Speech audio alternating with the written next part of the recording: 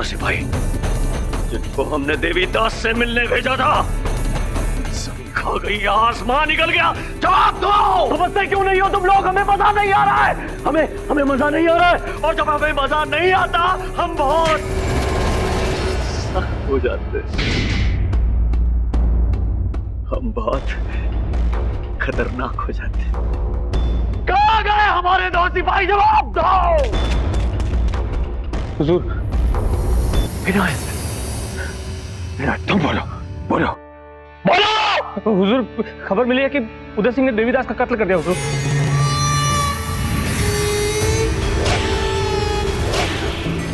वो उसके बेटे प्रताप को पता चल गया था कि देवीदास हमारे लिए काम करता है। उसी ने अपने वालिद को बताया और उदय सिंह ने देवीदास का कत्ल कर दिया। हुजूर,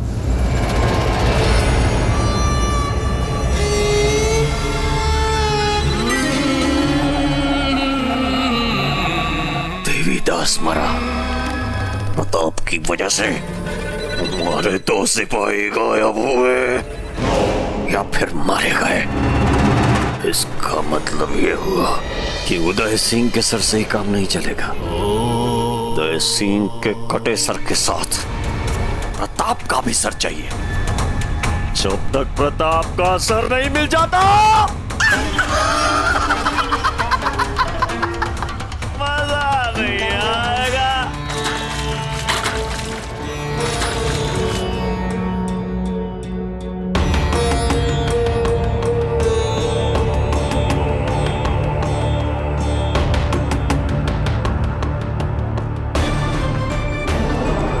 आप यहाँ से चले जाइए बाबूजीराज, अन्नदाता सचमुच बहुत गुस्से में है। बाबूजीराज, ये सही है कि आप मेवाड़ के राजकुमार हैं और मैं आपका एक साधारण सा सेवक, मगर भूल चूक माफ हो। मैंने सदा आपको अपने बच्चों सा माना है।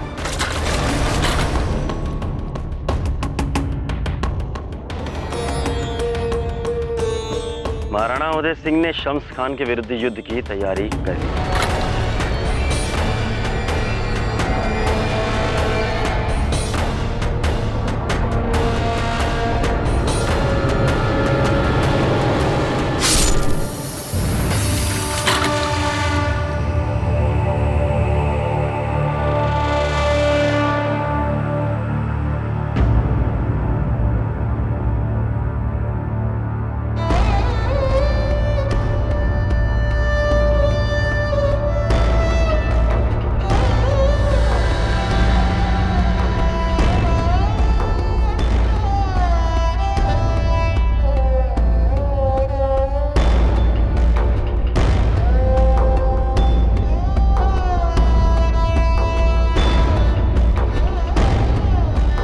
लीजिए प्रताप,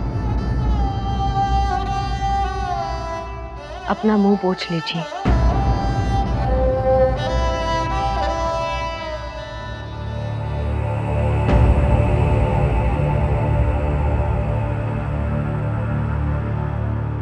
कुंवर जी,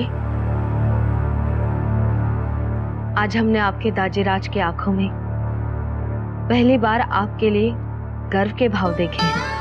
लेकिन आज हम अपनी आंखों में ही गिर गए मासा।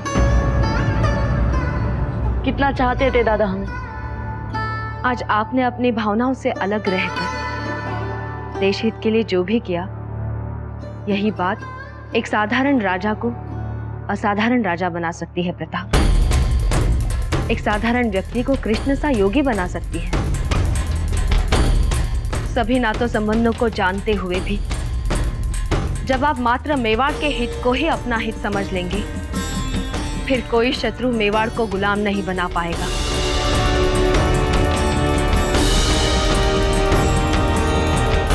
गीता में कृष्ण ने यही तो कहा था अर्जुन से। माना तुम्हें बंधु बांधवों से लड़ना है, पर महत्वपूर्ण ये नहीं है कि तुम्हें किससे लड़ना है।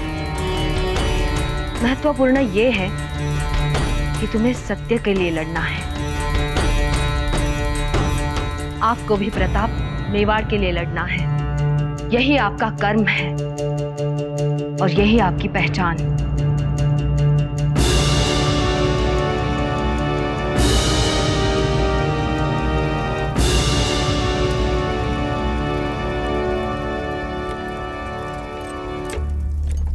कल सुबह तक हो जाएगा।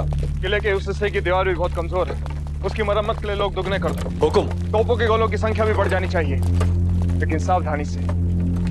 ये सारा काम रातों रात चुपचाप। हुक्म। किले के लिए पानी, रसद और अनाज का भंडारा, इन सब का क्या हो रहा है? किले की सभी बावड़ियां और कुओं को साफ सफाई करके उनको गहरा कर दिया गया है और अनाज के भरे गोदामों में इनका काम भी जोरों से चल रहा है।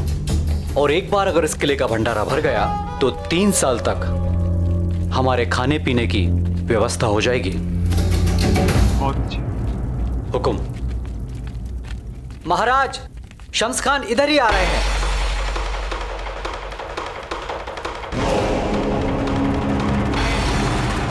सबसे कहिए कि काम रोक दें और कोई भी आना ना है। जी हुक्म। चलिए सब लोग काम रोक दीजिए, जल्दी।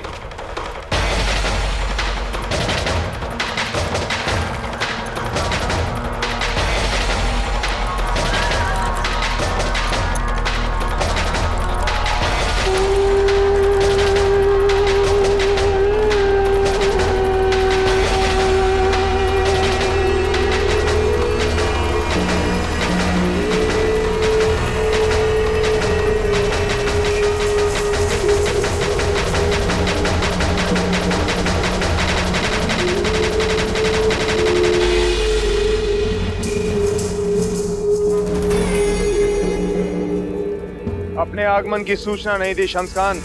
सूचना यानी कि खबर? हाँ, खबर नहीं की आप। खबर करके आते तो क्या करते आप? हमारे इस्तकबाल में इन राहों पर फूल बिछाते या फिर इधर छिड़कते आप? क्या करते आप? चलो एक काम करते, हम वापस जाते हैं और फिर खबर करके आते हैं। तब तक आप अपनी तैयारियां पूरी कर लें। अपने आने की वजह बताओ शम्स खान। जंगल में कुछ खो गया है हमारे 2 सिपाही। कुछ मालूमात है आपको? जब जंगल में जाने से आपके सिपाही खो जाते हैं तो उनसे कहिए कि जंगल में ना जाएं। मेवाड़ के जंगली जानवर अपने शत्रुओं को सूंघ कर पहचान लेते हैं।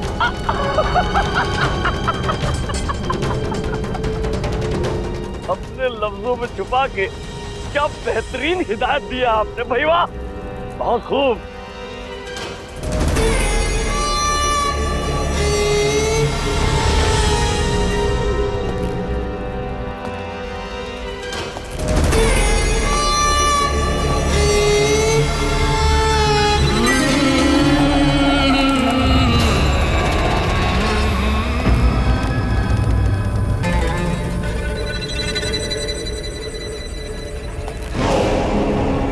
इन बोरों में क्या है? जानवरों के लिए चारा होगा।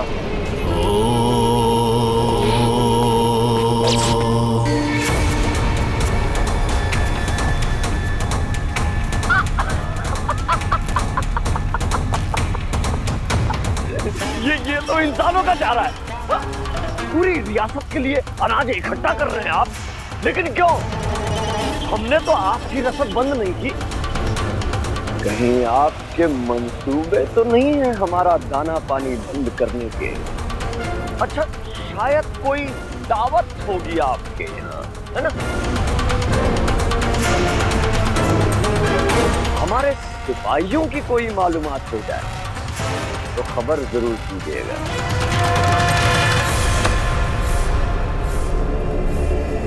राणा जी की जय।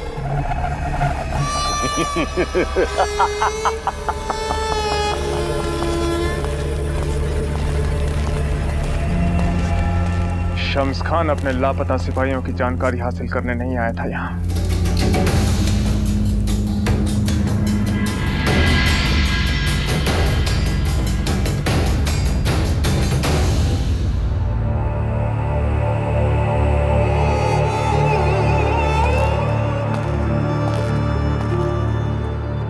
ये आप क्या कर रही है माँ साहब? प्रताप अभी तक सोए नहीं आप? मासा, हमें आभास हो रहा है कि चारों ओर कुछ चल रहा है। दाजीराज युद्ध की तैयारियां कर रहे हैं। इतना परेशान हमने आपको पहले कभी नहीं देखा मासा। क्या दाजीराज पर, हम सब पर कोई संकट आने वाला है? वातावरण में डर सा क्यों है मासा? डरना तो अच्छी बात नहीं है ना। यहाँ आइए, हमारे पास आइए। यहाँ।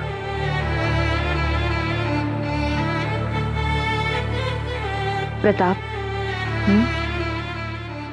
थोड़ा बहुत डर भी ठीक ही होता है। डर हमें सजग बनाता है। संकट एक सच्चाई है और डर हमारे मन का चुना हुआ भाव। इस जीवन में हम सभी एक ना एक बार मरने से पहले मृत्यु का सामना करते हैं। और पता है तब हम क्या कहते हैं अपनी मृत्यु से? आज नहीं। बिल्कुल ठीक। और आपको विश्वास रखना होगा कि आपके प्रियजन भी मृत्यु से नेत्र मिलाकर उससे यही कह पाए कि आज नहीं। और मासा, मृत्यु ये सब सुन के भी उन्हें ना छोड़े तो?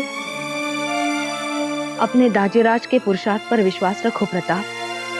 मासा, यदि इस विजय में वे और उनके सैनिक कहीं वीर गति, यदि ऐसा हुआ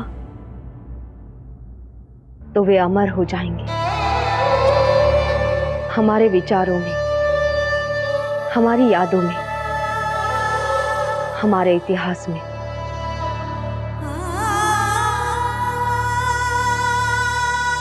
याद रखिए प्रताप,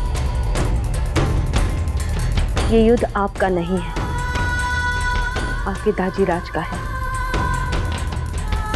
पर समय आएगा जब आपको भी अपना युद्ध लड़ना होगा। जब तक ये समय ना आए, आपको सब कुछ देखना है, समझना है। और याद रखिए, बिना किसी तनाव के। और आप क्यों तनाव में है फिर? क्या ये युद्ध आपका भी युद्ध है मासा?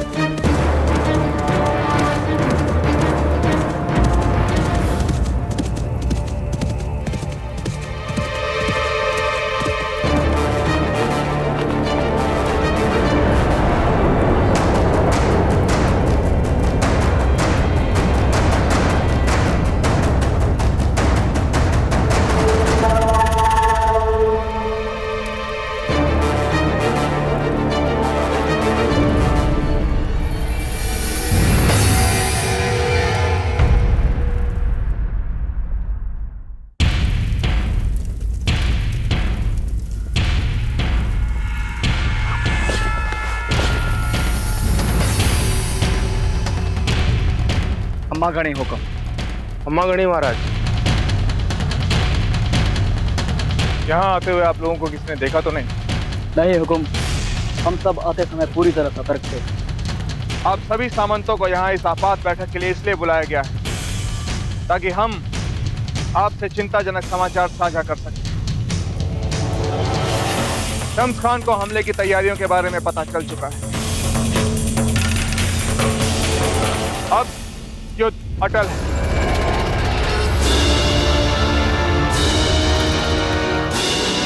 रावत जी, हमारे पड़ोसी राज्य मालवा, ग्वालियर एवं जैसलमेर कब तक सहायता पहुंचा रहे हैं? हमारे पड़ोसी मित्र राज्यों को संदेश भेजे जा चुके हैं हुक्म, और वो हमारी सहायता के लिए तैयार भी हो गए, किंतु उन्हें अभी यहाँ तक पहुँचने में कुछ दिनों का समय लग जाए। ये समाचार अच्छा नहीं है। अगर शम्स खान ने सहायता आने से पहले आक्रमण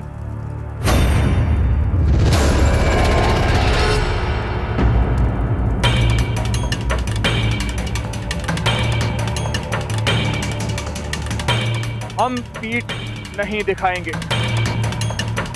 हम इतना आगे बढ़ चुके हैं कि युद्ध अवश्य होगा। अगर शत्रुओं के पास सैन्य बल है तो हमारे पास आत्मबल है। उनके शस्त्रों के सामने हमारे हौसले कम नहीं पड़ेंगे। लड़ाई तो हम अवश्य करेंगे, लेकिन अगर आवश्यकता पड़ी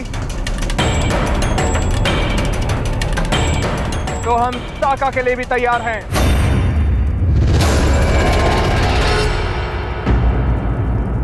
इससे पहले कि शम्स खान के खबरी हमारी इस बैठक को भांप लें, आप सभी सुरक्षित यहां से निकल जाइए।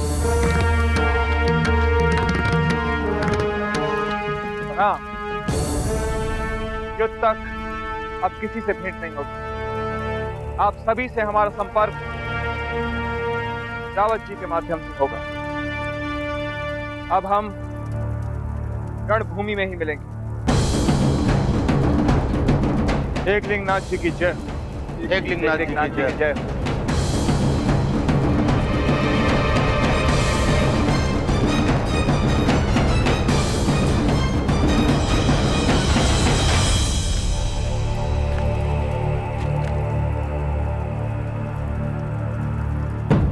ये मेवाड़ राजवंश हमारी जिम्मेदारी है। हम आपको साका का अर्थ बताने का प्रयास नहीं कर रहे, किंतु आपको ये याद दिलाना अनिवार्य है कि जब साका का निर्णय लेकर राजपूत करो या मरो की स्थिति में रणभूमि की ओर बढ़ते हैं तो अक्सर वो युद्ध उनके जीवन का अंतिम युद्ध होता है।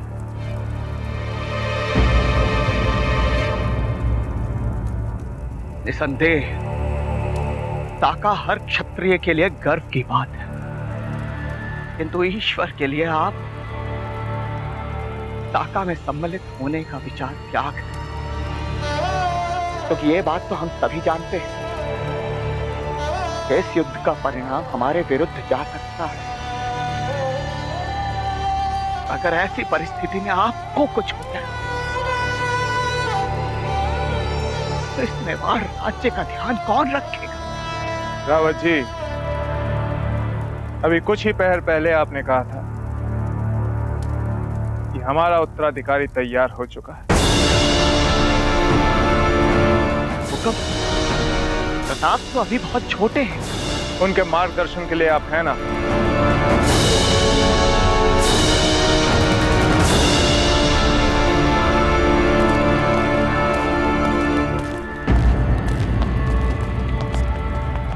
और हाँ रावत जी, अब चाहे जो भी हो जाए,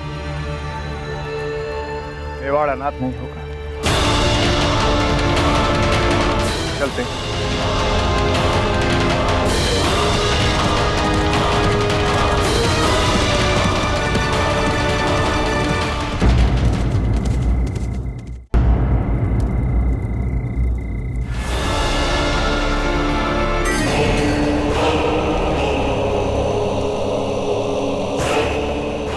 अंधेरा था,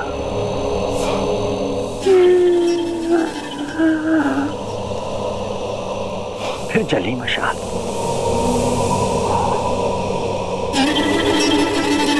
मैंने देखा अपने सोए हुए सूरमाओं को।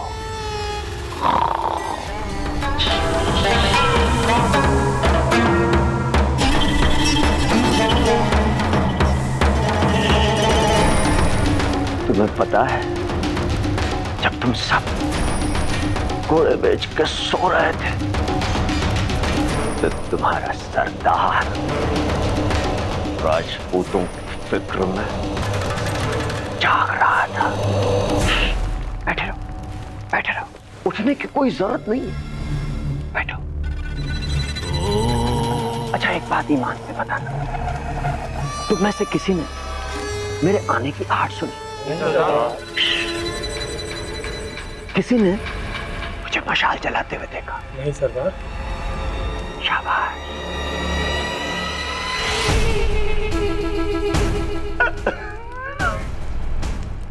ठीक इसी तरह उदय सिंह चुपचाप हम पे हमले के मंसूबे बना रहे हैं और हमें खामोशी के साथ उसके मंसूबों पे पानी फेरना है।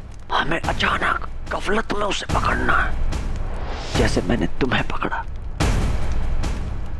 वो हमले की तैयारी कर रहा है, हम जंग की तैयारी करेंगे, है ना? अब जाओ सब, जाओ।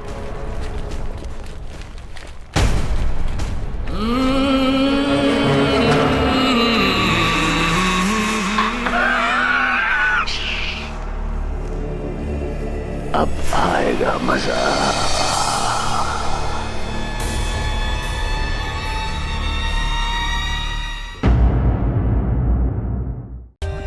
For more updates, subscribe to our channel, click the show links and enjoy watching the videos.